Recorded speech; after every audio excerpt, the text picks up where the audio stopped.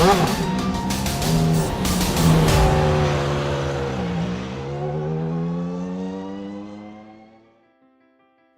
track that's nearly 100 years old to one that's barely over a decade. We go from old to new.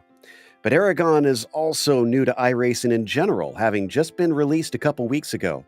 Everyone will be on their toes trying to adapt as we get ready to watch round 2 of the Camel GT series, and you'll see it all live here on the Global SimRacing Channel. Hi, I'm Joe Peak, and with me in the booth is Craig King. Behind the scenes is our director, Robert O'Brien, and he's using cameras provided by Dougie Beard. If you don't know much about this Spanish circuit, don't worry. We've got our handy track guide to help introduce you.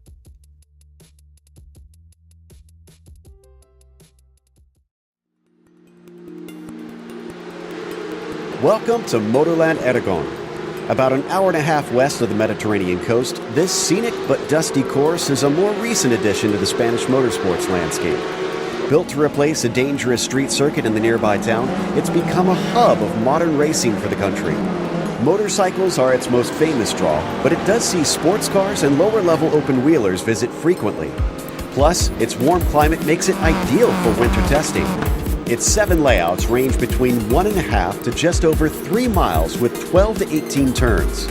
Its most iconic feature is no doubt the towering wall between turns 7 and 13 that accentuate the dramatic elevation changes. However, the difficult Sacacorchos chicane easily has the greatest drop over the shortest period. Reminiscent of Laguna Seca's corkscrew, this right-left flick leads onto a pretty long acceleration zone, even in the GP layout, so it'll be important to get that exit right. Expect most passes into turn 1 are down at the hairpin of 16. But for those who haven't gotten enough of high-speed sweepers, the motorcycle and outer layouts include one final blast uphill and into a tricky late apex. Technical and picturesque, Aragon offers up a little bit of everything and is a versatile facility. It's easy to see why it was quickly embraced by both Spanish fans and race fans worldwide.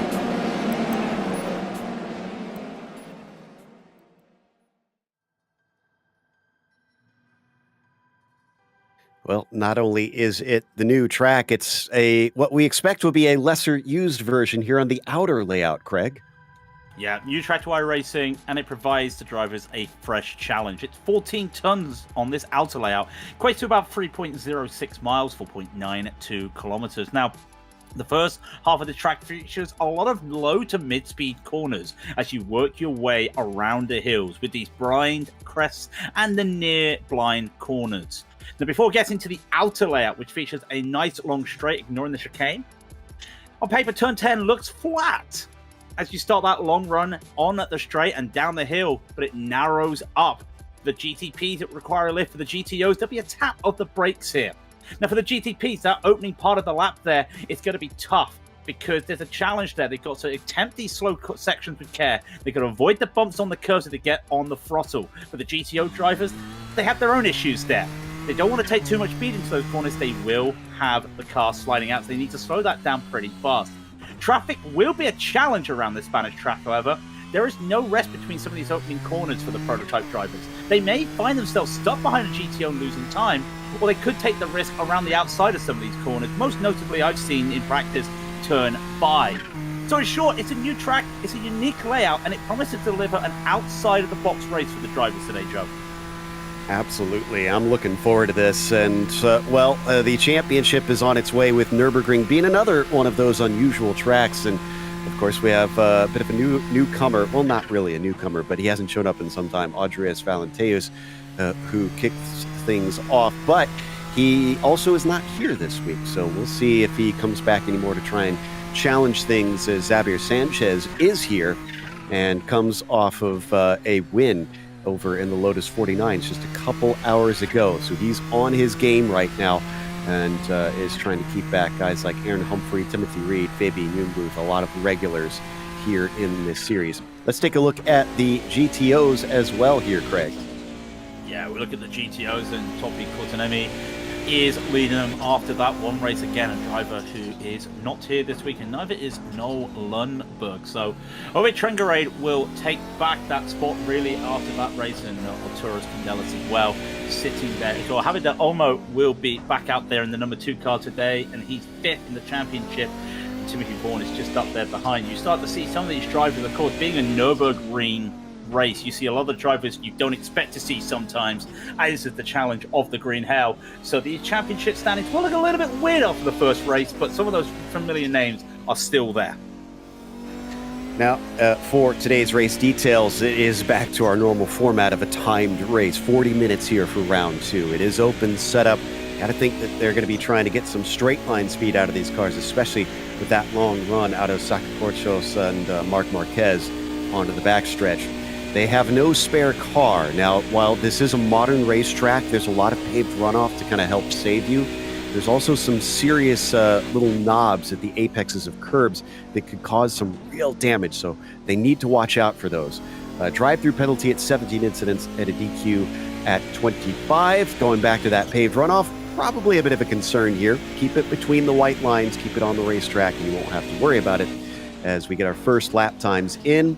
And Timothy Reed, actually, right now, is our provisional pole sitter over in the GTPs. Javier Del Olmo is currently the quickest down in the GTOs. But I'm trying to see, do we have our regular front runners? Because I don't see, other than Del Olmo, some of our Finns. No, we've got Ove Trengerade, and that's about it when we look at it right now. Doug Cloud now on board, so some of them not here this week. Obviously, well, there are reasons, of course, and we don't want to speculate why or anything. But you start to see that the challenge here for on board with Reed, and just look at the corners, easy with the bumps there as well, and that's the bumps as well we were talking about. And he knows straight away that's an off track. He's not going to get another lap, and that is the look that every driver has made when they're trying to push on that second lap. Yep, so Doug Cloud's done now. Second is the highest he will see in the GTO class. Looks like Timothy Reed, after his second lap, is still our fastest driver, only 4 thousandths quicker than Oscar Soltero back there in second place. We got a real fight on our hands. Is checking in with Ian Haycox here, who has he set a lap? Yes, he has. So he's on his second flyer, coming down into the last corner, long uphill, and also a bit of a double apexer. This is going to be interesting to see who can manage this one. Yeah, I actually like this corner layout here compared to the GT layout. As he comes across the line, we'll see what he does, and it's not going to be faster. It was a slow lap. I think he's just getting some lap time in.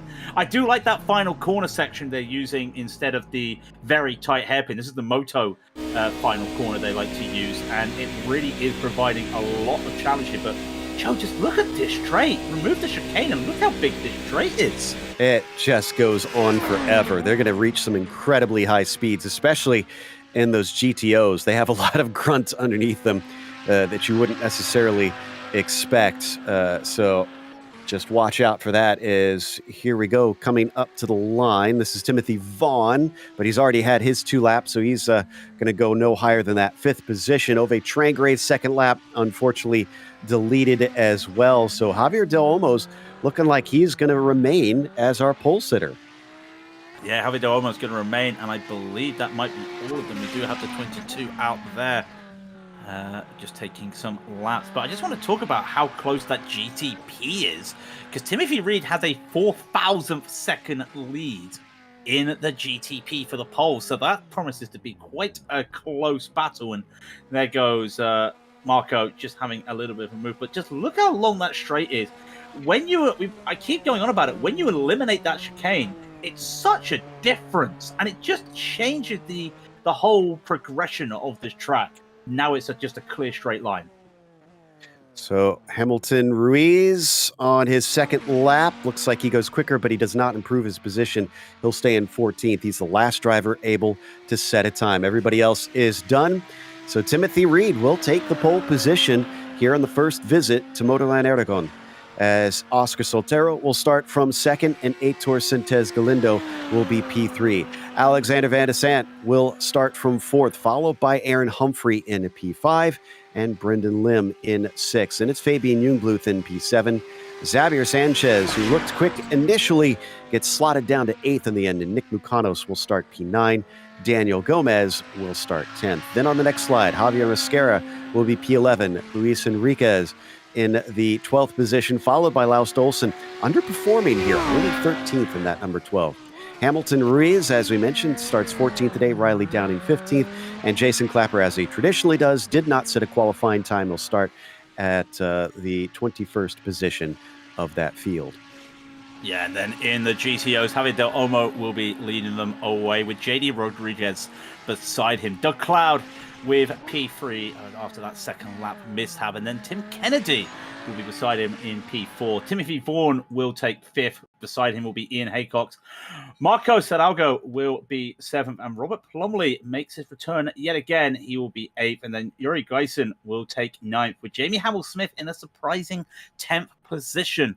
We get to the next page. Ove Trangarade, again, another surprise there in 11th, not finding that pace right away. David Lehman will be in 12th. Mika Tupoa will take 13th. Benjamin Hackerson did not set a qualifying time. Neither did Jaden Hopp. Neither did Pablo Rangel. They'll be assigned in iRacing for 32 cars today in the top split, Joe.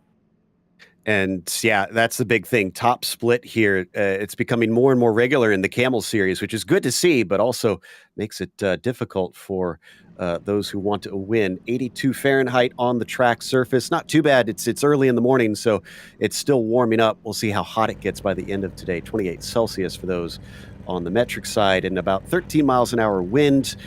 So could knock them around a little bit. We'll see how much it gusts. It does look like it is changing somewhat from here to there, so that could be an issue. By the way, you heard us mention in the lap guide video that this is a place that is considered ideal for winter testing. That you talk about that long straight, Craig. It used to be used by LMP1 teams in the days of WEC when LMP1 was a thing, to test for the straight line speed, because it's kind of the closest they could get to try and mimic the straights at Le Mans. Yeah, and when you think about it, when you look outside of Le Mans, where really around the world would you have a straight long enough to do practice? Well, you've got your Fuji, start-finish straight. But then you've got to go to Japan. And Fuji being on the mountain, you've got the issues there with the weather. So are you really going to get enough testing there? As well as the fact that it's a hairpin almost before that straight. So you're not going to get up to speed. So this would really be a really good test to use, just because of the speeds you can get entering. In some respects, you could almost call 10 and 11 almost like a reverse Tete Rouge, if you know what I mean, Joe. Exactly, yeah. So this probably gets them quite a bit of speed going with this counterclockwise race circuit, as opposed to the clockwise that we have over at Le Mans. But here, still, these are old cars that I don't believe the GTP ran at Le Mans, but I think it had a sister car that Nissan did run in that era. Regardless, this is a track that's too new for this car's era, and so this will be a new experience for everybody out here today as we take off on the pace lap. And this gives a very good idea here through this section, Craig, of just how technical it is to start off the lap. Yeah, let's just take a quick onboard here with Timothy just to show what we're talking about. And you start to see it's a nice little kink here, but then you're going to have to brake pretty early after the kink to get around this corner. Some drivers in practice were trying to go around the GTOs on that corner, as you can see why, as they come down to this one. And again, this is not a lot of time to get on the throttle to get around the car. This is probably your best chance at the start of the lap to make an overtake on a GTO just on a straight, because then all of a sudden it tightens up. There's that inside curve that we just saw before Timothy had to keep on the outside there, and then another straight. And really, these should be breathing room. But then look at that little crest there, Joe. It's going to hold people off, because I would expect to see a couple drivers overshooting that corner just because of that crest if they try overtaking a GTO. By the way, Timothy Reed does have 2 wins to his name here in the Camel Series. Oscar Saltero, though, I do not see any entries in the GTP category for him so far. I haven't checked the GTOs yet, but this is a first time for him that we've seen on the broadcast race, as far as I can tell. Sintez Galindo, well, he's got multiple championships to his name. In fact, I think he's up to 3 now. So we know that he's taken some wins across the history, and he's going to be trying to get into there. Javier Del Olmo, he also has championships and wins down in the GTO, so no doubt he is going to be trying to kick things off by being the first one to claim here at what is a bit of a home track. That kind of strikes me as one of the more interesting facts, because I was thinking about that here in the pre-race, Craig. Just a couple years ago, we had 0 tracks in Spain on iRacing. Now we've got 3 already. You know what? I really like that. Really do like that idea that we now have this European selection of tracks now. It's what the community has asked for. The community has got them. Yes, these are tracks that you probably don't see in your Formula 1, your Formula 2, but they are still raced quite a bit. Touring cars have been here. The World Touring Car Championship was around here. GT3s have been around here, and GT4s, so it does have more than just the motorbikes. And you can see why it's very favored when it comes to the likes of World Superbikes and MotoGP. But for these cars here today, it's going to be very interesting. And just a quick note there, you were talking about the Nissan never went to Le Mans. They did actually. The R89C went there. They didn't use the ZX Turbo, but they did actually use a Lola-built car, just like that GTP, around Le Mans. So when you see these cars around here on iRacing, just think they have actually been there before.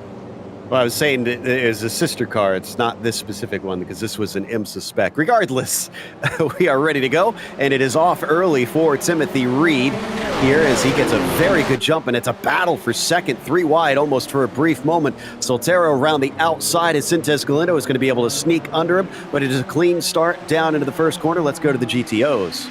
Yeah, GTOs are looking very good themselves. It looked like Ian Haycock wanted to make an early move there, but was unable to. They're trying to keep a single file. But you can just see Timothy Vaughan there trying to get around Tim Kennedy. Unable to do it. Right behind him, though, Ian Haycock trying to make the moves up here. And now when they get this move around the inside of turn 1, they're going to try and solidify it around the outside of turn 2. And that's exactly what Ian Haycock has done. Quite a bit of battling there as the Nissans are honestly already single file, and these guys are still dicing as they come through the first set of corners. Very tricky braking as it curves and you try to get on the binders, and still battling side by side. Hamill Smith and Salgado, they're having to sort it out, but Robert Plumley currently up in the 8th position, chasing on Yuri Giesen. Oh, we've had a spinner. It's the number 10. It's Ian Haycock. Ian Haycock has gone around there. He's just losing out a little bit. And I think he just got a little bit heavy on the throttle and just lost a bit of time there with the grip. Yeah, I didn't see him touch the curb at all, so I think you're right. He got a little too close. We got a replay of the incident, so we were riding on board. Let's watch from here. This is down into that right hand. Another one where you got to kind of line the car up, and yeah, just to the rear, did not want to stay. Yeah, in practice earlier today, he was trying to see what speed he can take, and he was taking a bit too much speed into the corners and just trying to realize that he had to go and make a move. It was not working for him. Now, there's a lot of side-by-side in the GTOs going down this long straight. You can see Javier Olmo having to defend from JD Rodriguez, was unable to. Robert Plumley behind with a nice little move there on Yuri Giesen as well. So drivers using that advantage on that long straight. And of course, with the speed these guys have, it does allow them to get a little bit more time to make overtakes using the slipstream. And Rodriguez took that lead away from Del Olmo. It's a battle between the Club Iberia drivers here at a Spanish track to try and claim that first win, as we saw that nice battle on the front stretch there between Yuri Giesen, Kennedy, and Hamill Smith. So there is Rodriguez here, your new leader up at the front. They're starting to gap Doug Cloud just a little bit back there. Yeah, Doug Cloud, not exactly right up there at the moment, but he is trying to hold his own. He's got Timothy Vaughan behind him as he starts to look. You can start to see what used to be a group of 4 is now 2 groups of 2. And just look at this. You want to start following. Doug is going to be following them. The only driver in the top 10 not to lose or gain a position at the start of the lap. Look at what they have to go. Look how wide they have to go around Marc Marquez to try and now get the speed. It tightens up. They get on the throttle. Here they go down, and he is still just in that slipstream range. He's not going to get the double toe, though.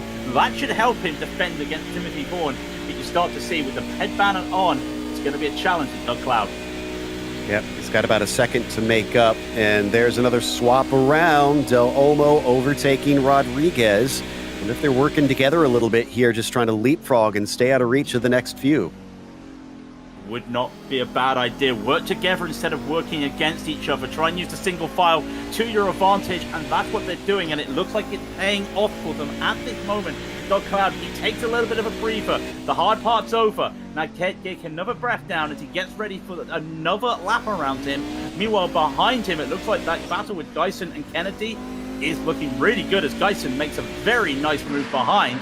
But meanwhile, up ahead, it is still on. And just look at how close all these drivers are at the moment in the back of the field. Yeah, Hamill Smith taking a little bit of a peek on Kennedy, but can't do anything now as they come up towards 3 and 4, 4 and 5 really, and breaking into there. Just can't seem to get underneath. A little off the apex in front of him for Yuri Giesen. Opening the door slightly, but they can't step through. They'll step through and they're just going to have to wait. But all this time, they are actually losing out here. But we got to talk about the GTPs as well, because Oscar Soleto is on the back of Sintez Galindo, and you start to see it is a little bit of a free-car battle there as Van der Sant is right behind them. And now we've gone from that slow GTOs having to try and navigate around these tight sections to the cars with the downforce. And just look at the speed difference here.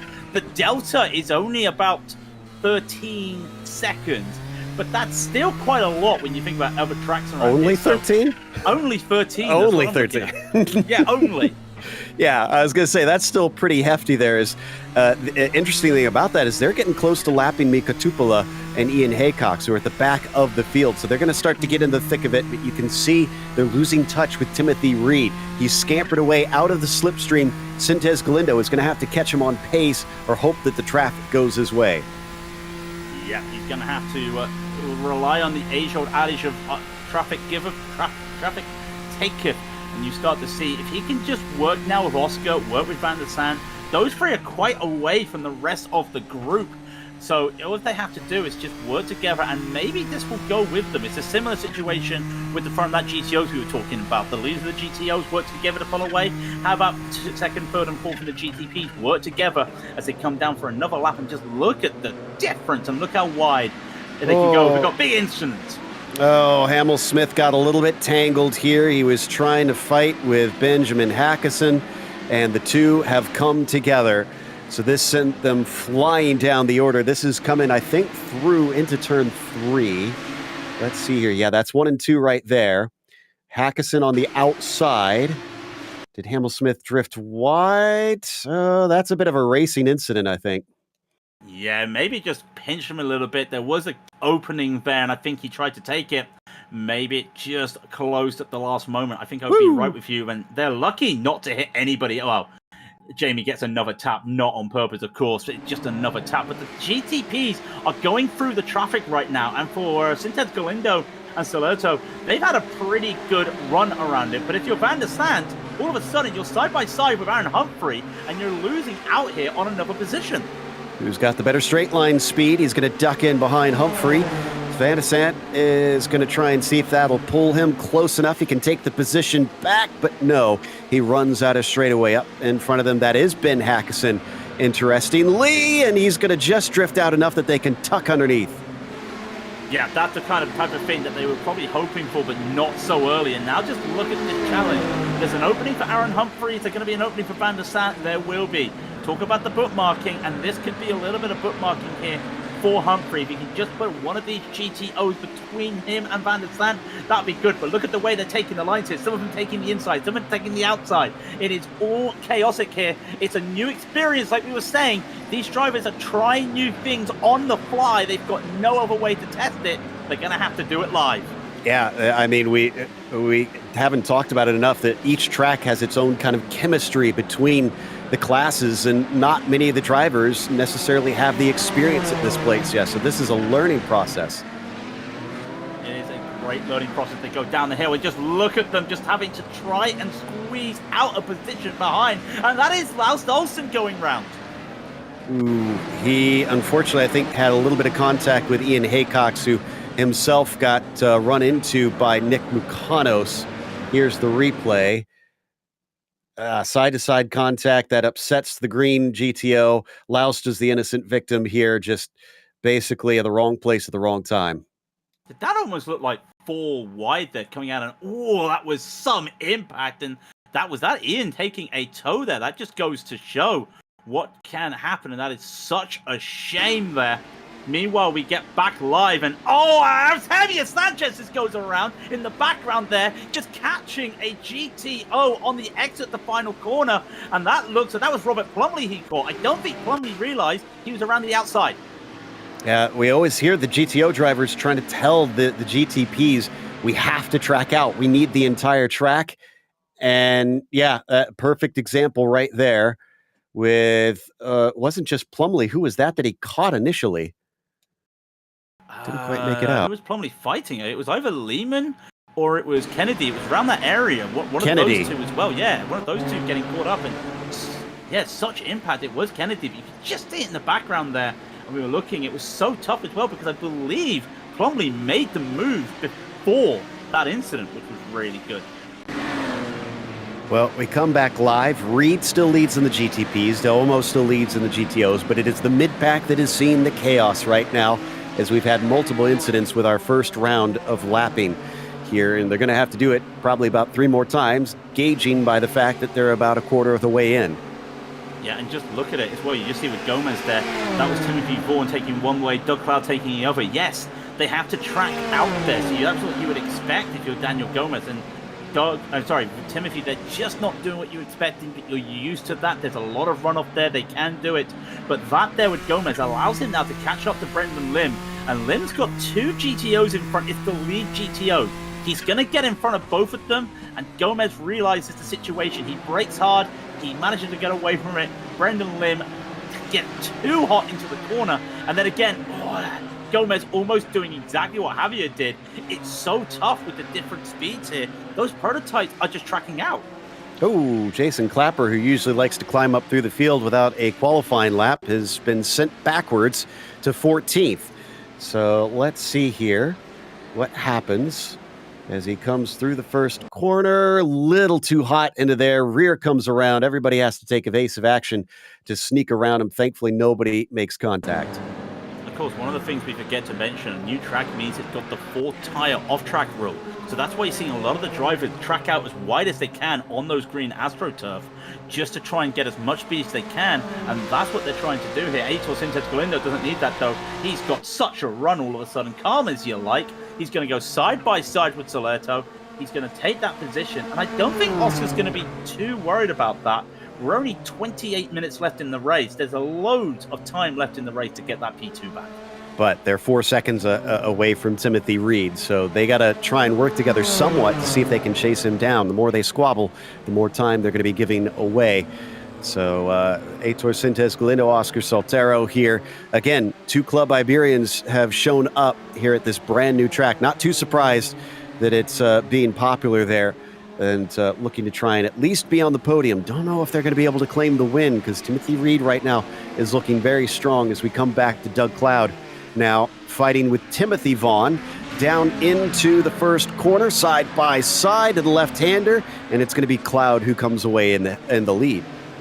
Yeah, that is so tough. If you want to try and go around the outside there, it will set you up for the good move into 2 and 3. But unfortunately, you have to get that speed done. And as I was saying, with that 4-tire rule, drivers will like to track out a little bit there, so they have to be careful. Doug is now on a little bit of the defense here. You try to make the time up in this section, so you stop the toe down the outer straight. It does not work, and there's a little bit of a spook there. Doug getting, oh wow, and Vaughan having to get on the brake. Doug getting a little bit spooked there from Clapper just making that move. Yeah, not only are these two getting interrupted, but Del Olmo and Rodriguez have been kind of interrupted at time to time and are still very close. There you see, that's the battle for the lead here in GTOs. And as we have said, the long straight and with the boxy aerodynamic nature of these cars, expect them to be able to pull on one another quite easily. This will be a good illustration right here.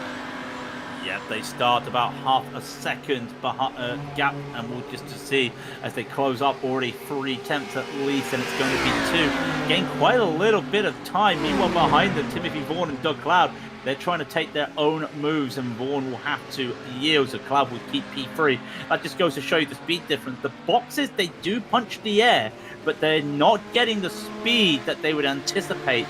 Probably because they are trying to run a little bit more downforce because of this technical starting section. Down into turn 1. Del Olmo will hold on to it for now. Is Rodriguez just waiting, or was he really struggling there to try and keep up with that number 2? Because he's still got time left, as we heard Craig mention, still plenty of racing left in today's event that he could try and snipe it, and he just has to wait patiently to the end, potentially, if this is as easy as a pass as we anticipate. Yeah, and that may be another reason why he hasn't gone for it. Why have a battle where you're fighting, where you could just wait for the right opportunity? Similar to like we look at Daytona and Le Mans. Wait for that right opportunity to get it at the end of the race instead of battling early on. And that just might be JD's plan here. We'll just have to wait and see. But we could see half a second was not enough to get right up there to force an issue. Meanwhile, behind Cloud and Vaughn, they were 2/10 behind the gap. They were able to force an issue. Maybe that's the sweet spot in these GTOs. Cloud and Vaughn still very tight together. In fact, I think Timothy's got a very good exit here as they come onto the back stretch. He's going to have to look around the outside. Now, if he's got the momentum, he should be past. Let's see, as he's got a nose ahead now, and it's heavy braking, but it's still a very swift corner. And no, coming back at him, Doug Cloud, quicker on the way down in, but he's going to be very shallow. Shallow, but because of him being shallow, Timothy could not get the run. It almost looked like he was trying to go for an over-under there. He was trying to go for that move. And again, Cloud goes to the middle of the track. He's going to go for the defense. Timothy has the line. If Timothy can get this around the outside, it would be a golden move, and he's going to try it. He's going to try it, but again, with the nature of how you take the corner, Doug has nowhere else to go but track out, and that just holds up Timothy. The idea works on paper, but when you come to the real-life appliance, it's not working right now for Timothy. So we come back now to Fabian Jungbluth. We got quite a little battle forming here down in the GTPs. This is for 9th position. Ryan Downey at the front of this pack. And in fact, Xavier Sanchez has got a good run. So does Jungbluth. Pops out immediately, and he's going to pull along Xavier Sanchez, who now gets hung out to dry as he runs out of that slipstream from the bright blue and white car. But they get back in line. Sanchez up to 11th. And, in the background behind them, Javier Mascara just went off track. Mascara making a mistake there. I think Riley Dowley's carrying a little bit of aero damage. Not entirely sure. That might have been why Javier was able to make such a Fabian was able to make such a clean move, and Javier, after that incident earlier in the race, that maybe he's carrying a little bit of damage that doesn't want to go too hard. They are, I believe, coming up shortly to their second time around the traffic. You think at the 40-minute race, they started around just under 10 minutes into the race, so they'll be coming up to that second pass of the traffic, and they're still grouped up the GTO, so it's still going to be a challenge for these drivers. All 4 of them, all ducks in a pond. They're all just waiting for the right opportunity. Yeah, you're right. It is still very close together, and the leaders have absolutely caught them as Reed is slicing his way through. Ooh, remember Van de Sant and Humphrey? They're still battling right now, and Van de Sant's got the inside coming into the final corner. Humphrey wanted it back, but he has to park it. He has to park it, and now let's look at this bookmarking. Let's see, I think Van de Sant's going to get around Hamill-Smith right there before anybody... No, I was surprised. He just held up a little bit, and now that's going to hold him. The exit does not work for him. Again, look at this. Having to go around the outside. He gets around 1. He's going to now look for a move at Lehman. There's nowhere to go. Is he going to wait for the track out? Yes, that's smart racing. Wait for the track out there. He understands this Van der Sant. He understands the flow of these GTOs. And now as he comes around the next few corners, he sees a lot of cars up ahead. He's going to have to think to himself the right opportunity here. He isn't worried about Humphrey at the moment. All he's caring about is where these cars are. Avoid that curb on the inside, and he'll get a nice, clean run to the next set of traffic. Yeah, this is quite a bit of traffic, though. He's very much caught up. Did they get punted off there? Yeah, Van der Sant, Humphrey, did catch him, and that was Hackerson. I believe that was just a moment. I think Humphrey was too fixated on Van der Sant there. Yeah, he needed to turn in, and unfortunately did not expect that car to be there. Yep, just got chucked out, unfortunately. Although I will say, Haxon maybe could have pulled out of that one a little sooner, but I understand both parties on this one really not wanting to lose time. I was going to say that group is actually coming up on another fierce battle. Tim Kennedy Ove Trangrade and Yuri Giesen are fighting very hard right here, and they're going to find themselves being flooded by Humphrey and Van de Sant very soon. Yeah, and I believe Giesen lost a couple positions of that lap as Kennedy and Trangrade go through, and you start to see as they go around. Was Giesen just tapped there from Van de Sant? He did. Yeah, that was contact for sure. Got into the back of him. Yeah, not what you want to see there. And I think that also held up Van de Sant. Again, probably not expecting the car to do that. And just look now as they try to go around the outside. This is what I was talking about at that turn 5. Some of the GTPs looking at moves around the outside. And now look exactly at how Van de Sant tracks around the outside to try and set this move up. This is going to be interesting. Humphrey had an issue and a racing incident last lap. It does not happen this time. Those two are battling, and it hasn't affected this other GTO battle we're looking at, and that's what you want to see. And interestingly, Yuri seems very chill about this whole thing, because there was an apology from Humphrey. I thought it was Van de Sant that hit him, and Yuri just said no problem. So he's cool with it all right now, but how cool with it will Ove be as he's under threat coming down the back stretch, and he's giving a big toe to that 25. They've got a toe from the 28. Is that going to help him? There is a small overlap now. The nose is on the door now for Yuri. Can he make this? They're almost level here. This will have to be a heavy braking around the outside, almost sliding in. Here comes Daniel Gomez trying to get around the 3 wide around the final corner. And I believe their Trangrade had nowhere else to go. Yuri goes wide, almost goes into the back of Enriquez there, and Trangrade gets that position back. Some very sketchy multi-class racing there, such as the nature of the prototypes, the downforce, and the speed. I mean, I got to give credit to Daniel Gomez, though. He basically saw all that paved runoff around the outside, said, I've got the downforce. You guys have fun there. I'm just going to blast all the way around and clear all of this without having to worry about dicing through there.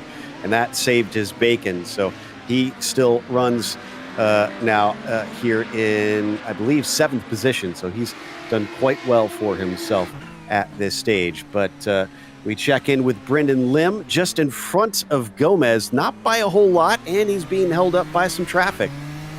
Yeah, he's being held up from some traffic, and Doug Cloud having to take that line.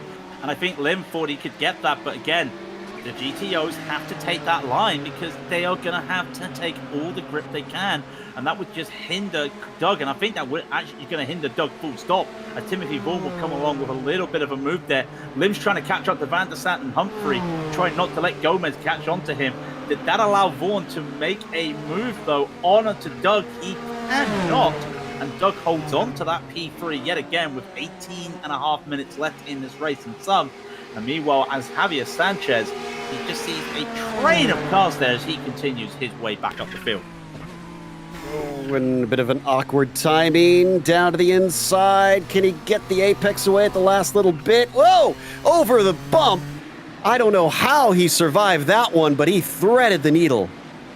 I mean, I saw the bump, and I was just getting ready to just see an issue that it did not happen. And he was able to get it. Is that Geisen making a move as well? I believe that Yuri making moves and capitalizing on it. He just made up 2 positions on that start-finish straight into that turn 1 because of what happened with the GTPs going by. Yeah, so he now moves up into 5th, and he's got the number 25 on his name. That is according to your iRating ranking. So theoretically, he shouldn't be as high as 5th. You would expect, at least, but he says that is no problem for me. Whoa, down to the inside. There goes Downey, who's going to be able to get through. Now, I am worried for Sanchez, because not only did he get a hip check there from, I think it was Kennedy, but it shoved him over top of that little knob on the apex. And he'd already had a moment earlier in the race at that corner with a GTO. So what damage has he been carrying, and what damage would that cause? But also, if he's hit that knob, surely then that would trigger a off-track. So what is he like when it comes to incident point? Because again, if you had a moment, that's a 4x. You get a couple off-tracks there, that's some more. It slowly creeps up the more off-tracks you take. Ooh, Vaughn and Cloud have been trying to decide this 3rd place since pretty much the very beginning, and Cloud is holding him off for yet another lap, just barely. It's not for lack of trying. Here's Xavier Sanchez, who we saw last lap take a little bit of an unorthodox line to the inside. This time he's going to be a little bit more clear. Yep, he's going to be able to hold onto that, and he's keeping it calm now. I think the speed difference is also one of these things catching up. We talked about that delta being only 12 seconds, Joe, only 12 seconds. But that speed difference then through the corners and on the exit of some of these corners, it's starting to catch drivers down. That's spreading the needle a bit too much. Yep, Downey's going to lose a position to Bucanos. He got a little overambitious there to the inside of turn 5, and that cost him another position. There it goes. Is that Mosquera? Yes, it is. That's the 18. Yeah, another position gone. That's such a shame from Riley, and it just shows how close to driving is, because that was only a small amount of time he lost there compared to a spin or something. Daniel Gomez will go by, and he's looking to easily make some moves there on Van der Sande. As Van der Sande continues and trying to fight, more drivers going on. Meanwhile, just looking as well, Trengare's just had a moment with Kennedy. Those three, by the way, Geisen, Kennedy, Trengare, they are still battling out at the other side of the track, as Van der Sande is looking and tracking down Daniel Gomez. Right now, I think it's a little bit of calm. It's a little bit about attrition. Hopefully, the drivers, Joe, they understand how the track works now. By the way, Van der Sande, you saw the damage on the driver's left front. That is, I believe, from the contact he made with Geisen. I went back and checked, and that's where it first shows up, but I think it's since gotten worse as he's just clipped maybe a few too many curbs. Well, I'm just looking at his lap times here, and I don't know. We won't be able to get a comparison up. But before that incident, he was lapping 22s, 23s. Now he's doing nothing but 27s, 28s, and he finally gets clear traffic, and it's a 25. So it just goes to show that I believe that may be hindering him on the top speed. Look at the lap comparisons. Van der Sande has not had a good time with that damage and with traffic. Meanwhile, in front, Daniel Gomez with no problems whatsoever. Yeah, I think he's actually going slower than the GTOs in a straight line now by the end of the stretch. He's not quite hitting 180, but for comparison, Enriquez behind him that's catching up hit 186 without any sort of tow, and Van der Sande did have a little bit of a pull from Gomez. So yeah, the 6 car is limping.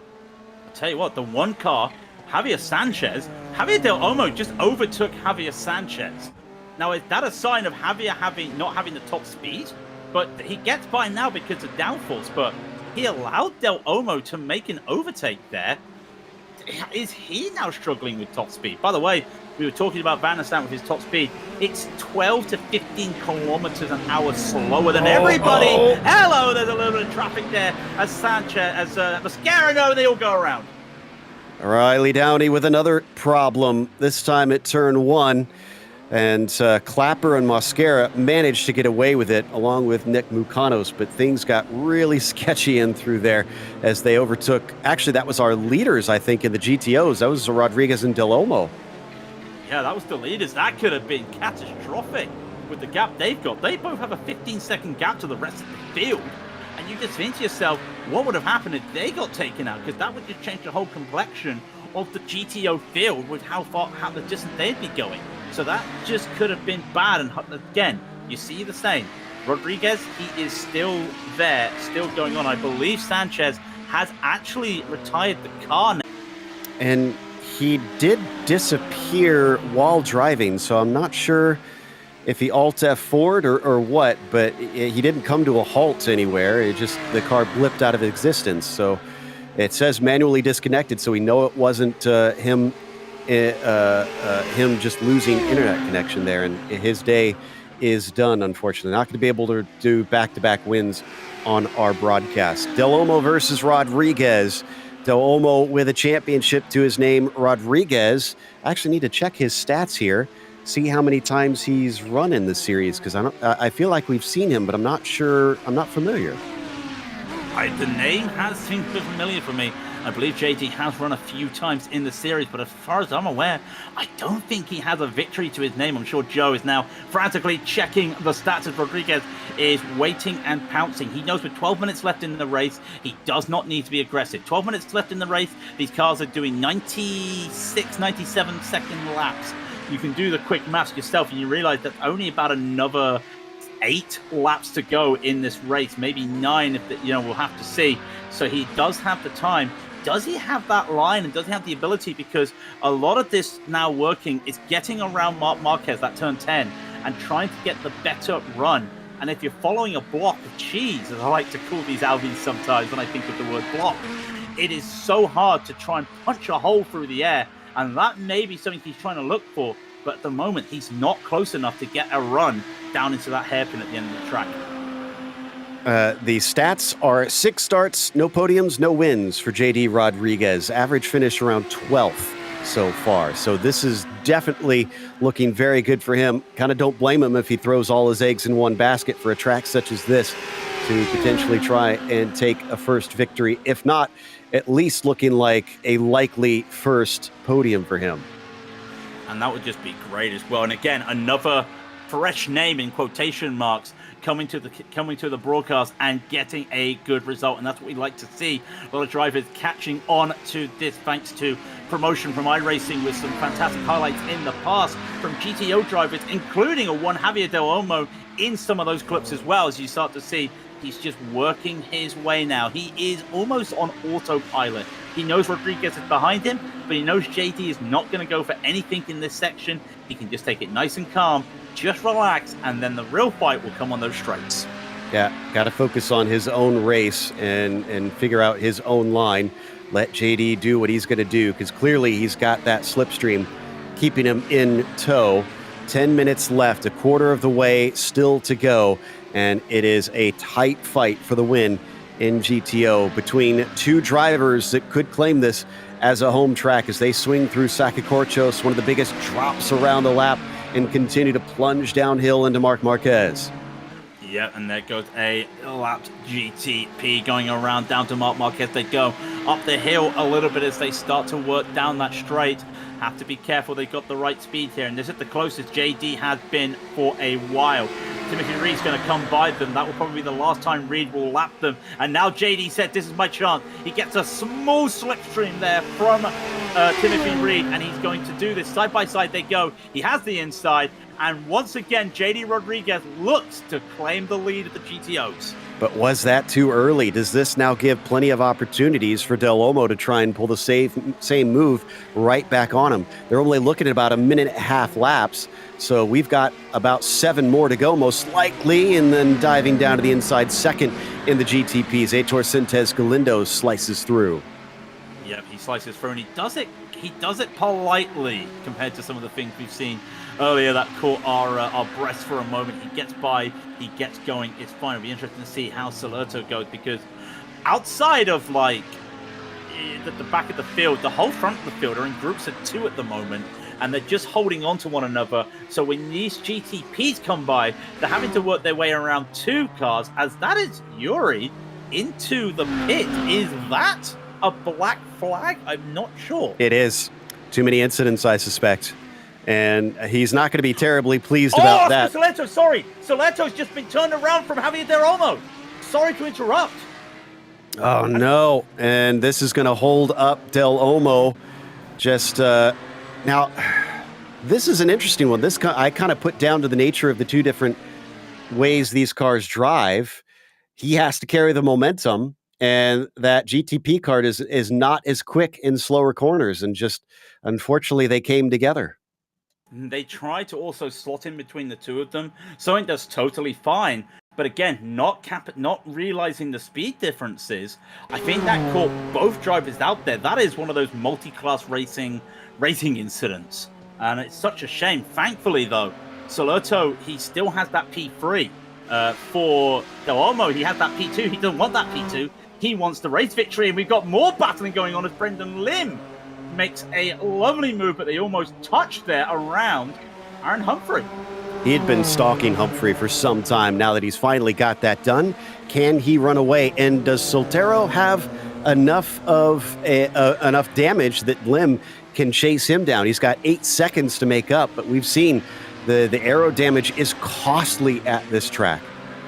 We're going to have to look as well for Salerto when he gets down that long straight, what he's looking at. I believe some of these cars were just touching 300 kilometers an hour. I do apologize. I'm not sure what my conversions are when it comes to miles an hour, but you get the idea. He comes down. That is a lot of damage on the side, because remember, Del Olmo hit him a couple times there. There was the initial hit, and then a hit that spun them, and then Del Olmo tried to get going again, and there was a third hit. So let's see what happens here to Solerto.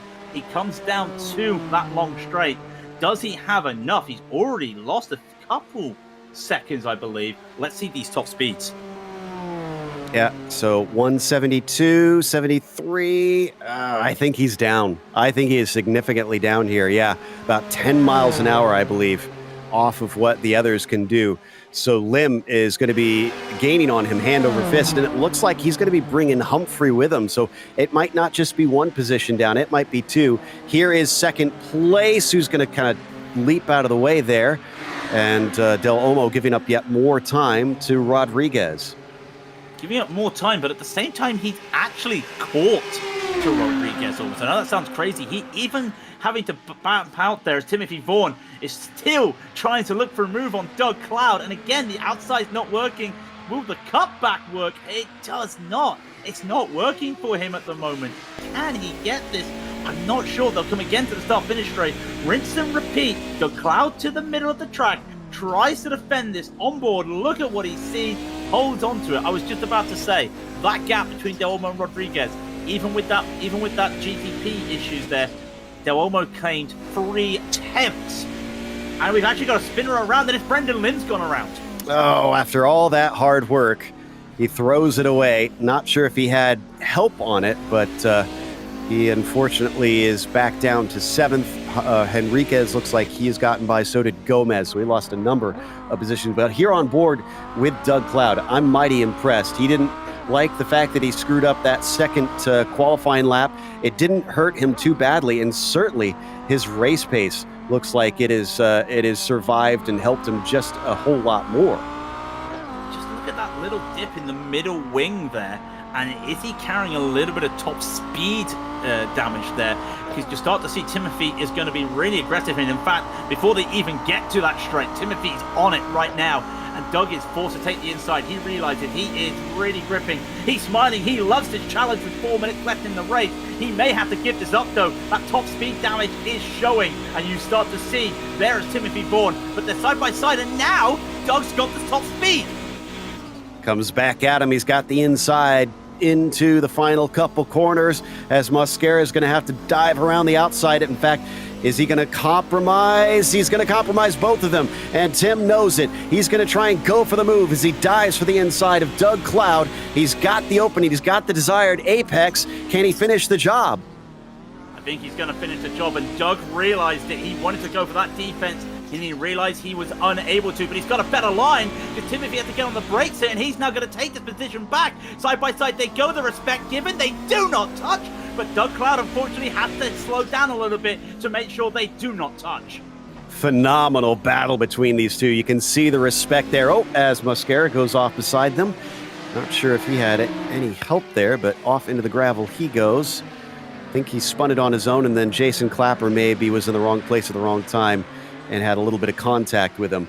But battle rages on for third in the GTOs as now actually Mukanos goes by both the pair of them, and they look for the exit here out of Sacacorchos and then try to keep as much speed as they can through Marc Marquez. You know, it makes me think if even with Doug having a little bit of top speed damage, maybe he's running less downforce, because look at the run he's got here. He's able to just take the corners with a little bit more efficiency, and now he's the one that's going to be attacking around the outside. Can he get this move done this time as well? Be interesting, because all race Timothy tried to go around the outside at this final corner, unable to make it. Now can Doug do it at the first time of asking? He gets a full car clear there, but Vaughan is going to fight for this, and he will try to fight. He takes the inside, he washes out, and does that compromise Doug? I believe that does. Just couldn't quite make it as they come to the line. They might actually be caught by Timothy Reed one last time here, because Tim is just coming off the final corner now. There he is in the background, as down into the first turn. The lap traffic is going to separate that battle for P3. Yeah, you know what? I think Doug missed a shift there as well. because he could not get off the line quick enough when he went around that corner, unable to. So that will definitely bring him into contention with Timothy Reed. That might be all she wrote for him, as Timothy Reed, he is on his penultimate lap though. So it's not over yet. You see there's 1:50 left in the race. He still has time. Ator is not able to catch him at the moment. As you start to see, round he goes. Can he help Doug? I don't think he can. It looks like Timothy may have a clean running to the rest of the race. Yep, the two Timothys going to cross paths here shortly. That Mosquera had to take a bit of repairs, or did he? No, he still needs repairs. He's holding out hope because he's got a meatball flag. And it looks like Vaughn is unfortunately going to find himself compromised once again. Now, he had made such a gap over Doug Cloud. I think he's going to be okay. Oh, side by side, though, for the lead. And here we go. Battle is on. I don't think they're going to get lapped by our leader, so they've got 2 to go here. Del Olmo and Rodriguez are back at it, with Rodriguez to the inside of turn 1. Job's not done. Del Olmo tries to cut back at him inside of the second corner. They give each other enough space, but it remains side by side. And the inside Bolong, they do have a little bit of a touch, but they get around it, and Rodriguez having nowhere to go. He has to yield, and now it's going to be on to him to see, can he make a move? Now, will he go for the first chance? Will he go for the second chance? It's going to be a challenge. Mucanas will come by them, and he realizes the situation. He will not want to go for this right away. I think he's actually waiting for them. He realizes he's got the gap. That is the respect. White flag in the air, though, for Timothy Reed. And we don't need to go to it, but Humphrey has overtaken Soltero. He was not able to hold on. His speed just too slow in a straight line since he had his damage. Del Olmo, is he fast enough in a straight line himself? Because it's coming down to it now. I still believe they're going to get this one extra lap, but Timothy Reed is gaining. It just depends on what happens here. Speaking of gaining, Rodriguez half a second behind, and it starts to close. Starts to close, but Javier Del Olmo, he has a little bit of a toe from a GTP, so it doesn't look like he'll be able to do it this time, but he has to stay on the back. He has to punch a hole through the air to try and stay back. But I say that, and Del Olmo's made a mistake on the final corner, but he cannot capitalize it from JD. He's going to have to wait, but look at that, 7 seconds behind is Timothy Reed. They're just going to get another lap. And Timothy Reed will take the checkered flag to get the opening win here to Aragon. Meanwhile, in the GTOs, it is between 2 home drivers to try and decide who gets the maiden win. And they're now looking again. This is the time where Rodriguez has to build that gap closer. He has to build and make sure that he can put the pressure on Del Olmo in this final sector. If he doesn't get up to him, it's going to be all for nothing. They will get one last GTP around them, I believe, will be Riley. They're right behind them, and I think he realizes he's the last car. I'm not going to play any favorites here. I'm just going to let you two battle. By the way, Sintes Galindo and Humphrey second and third respectively as they just crossed the line. But yeah, we get an entire extra lap here for a GTO battle for the lead. Rodriguez has been trying to keep up with him. He's about 5/10 behind. Is this too far back? It seems like he's needed to be just that little bit closer to make a pass here. Yeah, I think that's it. I think that's it. Riley's going to come by. He realizes he has to come by now. That will allow Javier to get a little bit of a toe. But I don't think he's going to do that. The inside does belong though to Del Olmo. This is going to be a bit of a dive if he makes this. He's got the speed. He's up to the outside defending. Del Olmo is going to try and cover him off. Will he live to regret it? Will it be an over-under? He's completely passed by Rodriguez now, who's able to chop down. It's going to be a drag race off the corner. No, he can't get the exit. Rodriguez, at the last time of asking, is going to take the win. No, he's slowed, and Del Olmo takes it. No! How? Was he out of fuel? Or did he get a cut course penalty, or what happened there? No penalties. No penalties. I am absolutely baffled. He hit the brakes. He gave the position back. Very bizarre. And that, I'm trying to see at the line. I mean, I am pretty certain that came down to... No, it was a penalty.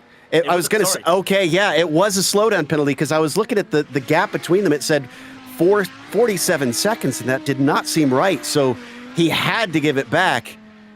Unbelievable twist. He did cross the line first, I believe, but just by the merest of margins, it was the penalty that handed it back in the end.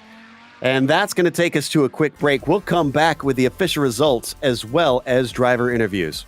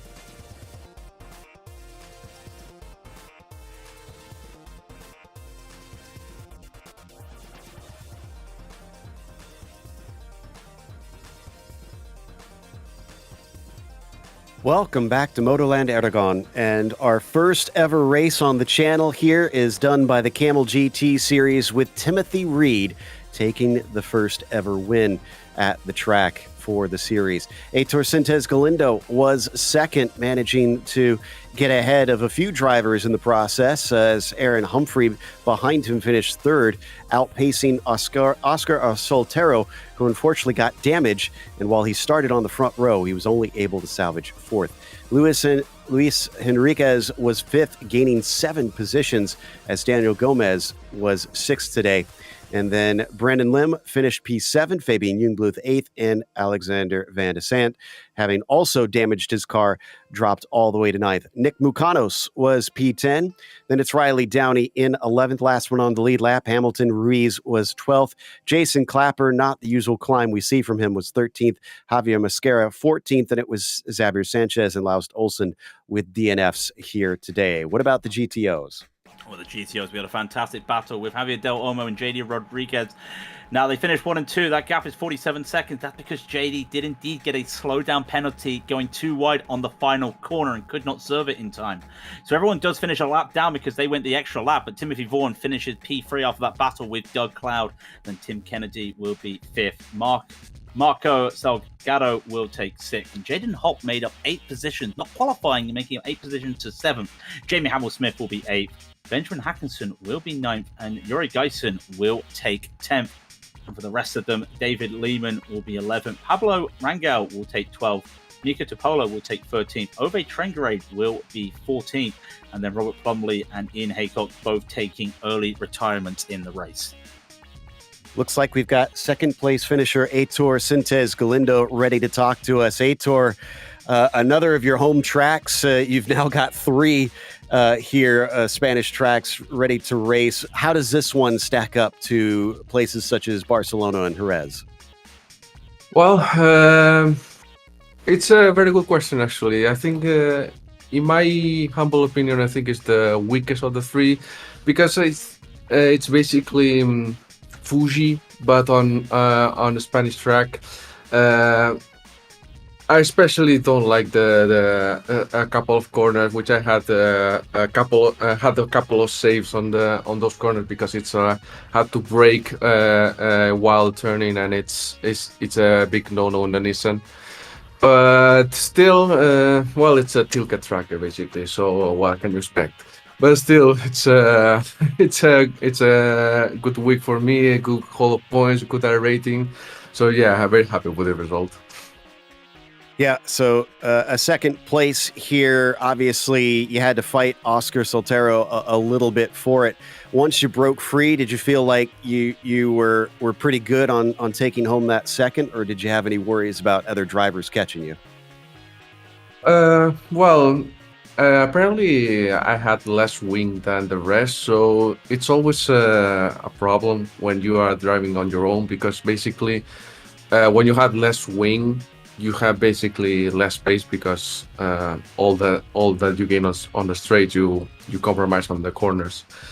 But when I saw that the Timothy and Oscar were driving with more wing, it's like I need to get at least get ahead of Oscar, of course, and break the draft, and of course being able to catch Timothy, because otherwise he will get away, and that's what he did. So, well, I would say it's a bad decision for me to get a more trimmed down version of the car, but it is what it is. So I'm still happy with the result nonetheless. Especially considering that's your first points of the season here. Can you carry that on to Phillip Island? Unfortunately, next week I'll be off, so I'm not gonna score any points at Phillip Island, unfortunately. But still, also there will be another week I will be off this season. So I think this season it's very safe to say that even if it's a week 2, it's very hard for me to try to fight for the championship. We'll see how it goes, of course. You never know. It's Camel GT, of course, but still, it will be a much tougher challenge than usual. But still, we'll get to see. I understand the outlook. Congratulations, still on a podium today, Aitor. Thank you, Joe. Thank you, everybody. Thanks for family and watching. And see you next week. So up next, I do believe that we've got our 4th place finisher in the GTOs as Craig King has caught up with Doug Cloud, who had a heck of a fight. Yeah, I got Doug Cloud with me right here. And Doug, it looked like you had a fantastic battle through the race with Timothy Vaughan, and I believe the traffic was one of the playing factors at the end there. Yeah, traffic did kind of gather us up and then separate us a little bit. Not by much, not enough for me. But towards the end, my tires were fried, and I basically just conceded. I was like, I'll just take fourth place, because the battle that we had was every time I have one of these good races, it just throws a surprise as to how much more fun it is the next time. And this time was just great. I loved it. Well, we managed to watch a lot of your battles there and a lot of your defending there, which was fantastic. What is it about this track, especially that last corner, that gives you the advantage when you're on the defense? Because we saw a lot of it at the time when you took the middle of the track. It just allowed you to just hold off any push at the end of the corner. Yeah,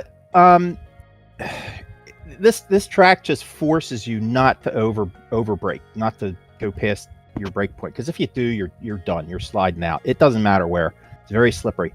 And the only thing I could do when Tim got up beside me on the outside was just, brake it early and try to hang on to that apex, hang on to that curbing, because I knew that further out it's a little slipperier.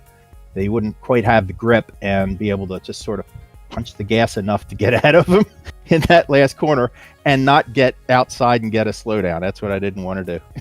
No, you managed to avoid getting a slowdown on that track, which was great. Now, of course, we've got long, far straights here, a little bit of elevation change. Next week, we go to Phillip Island, which is a little bit of elevation change, but there's no long straights. Are we going to hope for the same little battles between you and Timothy, or are we going to see? Is it a track that you're not looking forward to? I like Phillip Island. I'm not sure I'm going to be terribly great at it. I don't even recall if I did Phillip Island in the GTO the last time. I might have been on vacation, and I'm going to be on vacation next week. I'm not sure I'm going to get Phillip Island in at all. So, but if I do, yes, I definitely. I think today was just one of those things where the track is new. A lot of people may have some more time to figure it out. I kind of caught on to it pretty quick, surprisingly. But Phillip Island would be definitely one of those things where if I could hang on to a top 10, I'd be happy. Well, Doug, thank you very much for doing it. Just before we go, the floor is all yours for any shout out before we let you go for the evening. Oh, thanks to you guys, and thanks to Tim for the great battle and everybody else. The GTPs were, for the most part, very well behaved, and it was fun. Thank you.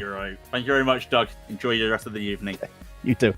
And that was P4. That was Doug Cloud, Joe. In 8th position, it was Jamie Hamill-Smith, and we saw he kind of had an uphill struggle during this race. It felt like the tone for you, Jamie, was very much set with the contact that you made with Ben. What was your opinion on that when it happened? I wasn't really sure when it happened. It just kind of felt like it shouldn't have happened. I mean, we were side by side, but then when I looked at the replay after the race, I'm like, yeah, okay, I kind of drifted out into him. Apologies to Ben. It was nice to see that both of our cars were still solid, though, because he's who I ended up battling with a lot until the end there. Absolutely, especially there at the very end of the race, you two managing to come back together. We were asking Aitor, with this being a home track for him, what he thought as someone coming from the outside in. What do you feel about this place? Did it feel like a good combo, or do you wish we went to one of the other Spanish tracks? I mean, I know this track from MotoGP. I'm a big MotoGP fan, and first time ever driving it in a sim, and I loved it. It's one of my favorite tracks in the GTO now. It's just, when you're hot lapping, it's relaxing, and when you're racing, it's really intense. Like Doug said, the penalty for overbraking is severe, so it tends to be like a battle of who's braver, but on every corner. It's kind of nice that way. Yeah, I dig it. I know Aitor said it's kind of like Fuji. I feel like it's Fuji meets Road America. There's a few corners that have similar characters. I like it. It's a fun track, at least in the Audi. I've been enjoying it as well, especially the show that it's put on here today. So up next, then we head to Phillip Island. Obviously, I'm sure you're going to be hoping for a little bit better result. What's the goal there? Do you think you can reach top 5? Maybe. I've done it in the past, but the makeup of the field was a lot different back then. So I'm with Doug on this one. If I get a top 10, I'll be celebrating. I can understand that. Well, again, commiserations here today. Great race regardless, and hopefully we'll see you in Australia. Thanks, guys. Jamie Hamill-Smith with his fancied up VR headset there. We're going to now sign off with a big thank you to the Camel GT community for bringing us back for another season of coverage, as well as a thank you to the team today, Craig, Rob, and Dougie. Make sure to check out our social media, our website, and our merchandise store. And don't forget to subscribe to our YouTube channel so you don't miss a moment here on GSRC. Like we said, next time out, we're heading down under for Phillip Island on Saturday, July 1st at 1 p.m. Eastern. But be sure to check out our other broadcasts that we have listed here. And until next time, race clean, race hard, and we'll see you on the track.